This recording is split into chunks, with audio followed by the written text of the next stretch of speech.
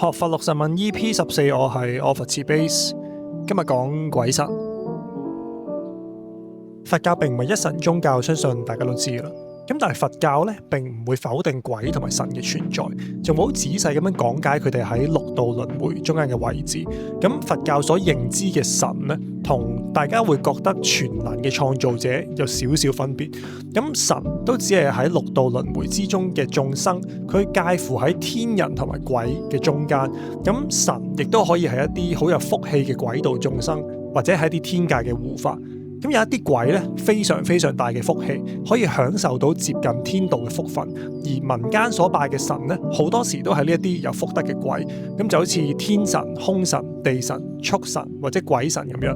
咁好多民間信仰，例如牛鬼蛇神啦、草木精靈啦、山神、河神啦，都係屬於呢啲嘅部分。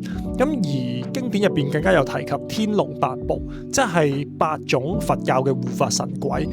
咁而佛教講嘅魔咧，就唔係我哋普遍認知萬惡嘅魔鬼。咁魔主要分為4種，有天魔啦、五蘊魔啦、煩惱魔啦，同埋死魔。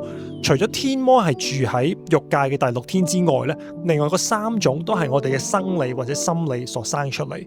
咁佛教徒就並唔會拜神拜鬼，咁最多都係打聲招呼表示 respect 嘅啫。